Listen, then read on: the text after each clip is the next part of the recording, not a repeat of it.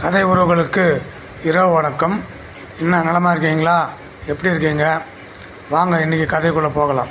ஒரு இளைஞரும் முதியவரும் சந்தித்த கதையை இன்று காணலாம். ஒரு ஊரில் ஒரு மலை இருந்தது. அந்த மலைக்கு மேலே ஒரு கோவில் இருக்குது. அந்த கோவில் ரொம்ப பிரசித்தி பெற்ற கோவில். அந்த மலையடி வாரத்தில் ஒரு கிராமம் இருக்குது. மலை கிராமம், ரொம்ப சின்ன கிராமம்தான். அந்த கிராமத்திலேருந்து எல்லோரும் அந்த கோயிலுக்கு போயிட்டு வர்றது வழக்கம். அந்த கிராமத்துலேருந்து அந்த கோயிலுக்கு போனோம்னாக்கா முதல் நாள் ராத்திரி கிளம்புனா தான் காலையில் போய் கோயிலில் போய் சேர முடியும். அவ்வளோ தூரம் கோயிலுக்கும் கிராமத்துக்கும். ஒரு நாள் ஒரு பெரியவர் அந்த கோயிலுக்கு போகிறதுக்காக போயின்னு இருக்கிறாரு.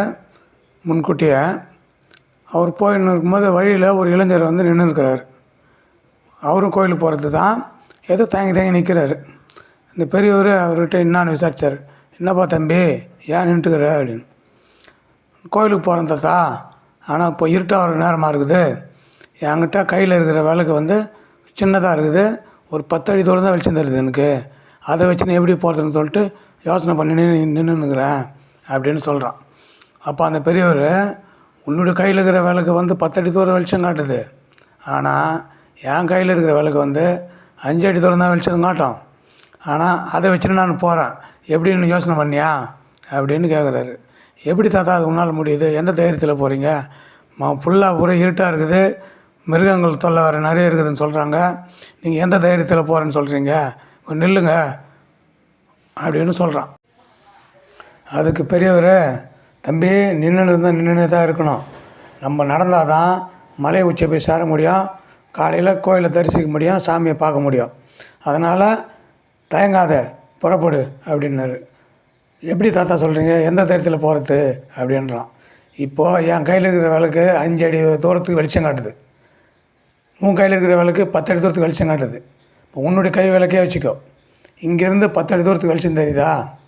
நீ முன்னேறினேரு 10 அடி தூரம் போனவுடனே அங்கேருந்து மீண்டும் ஒரு 10 அடி தூரத்துக்கு உன்னுடைய இருக்கிற கை விளக்கில் இருந்த வெளிச்சமே 10 அடி தூரத்துக்கு வெளிச்சம் தெரியும். திருப்பியும் முன்னேறு 10 அடி தூரத்துக்கு. இதே மாதிரி அடுத்தடுத்து முன்னேறினாக்கா கோயிலுடைய உச்சியை அடையலாம், கோயிலை சாமியை பார்க்கலாம், நம்ம வந்த காரியம் நிறைவேறும். நின்று தயங்கிட்டு இருக்காத, புறப்பட போகலாம் அப்படின்னு சொல்லிட்டு இருவரும் கலந்து புறப்பட்டாங்க. கோயிலை அடைந்தார்கள், சாமியை பார்த்தாங்க, திரும்பி வந்தாங்க. இது ஒரு கதை. இதில் சொல்கிற விளக்கம் என்னென்னா, நம்ம எதுக்கும் தயங்கி நின்றுட்டே இருந்தாக்கா நின்றுனே தான் இருக்கணும்.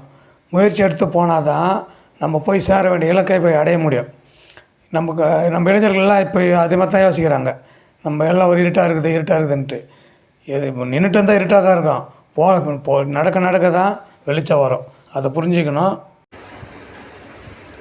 எந்த காரியத்தை தொடங்கினாலும் தன்னம்பிக்கையோடு தொடங்கணும்.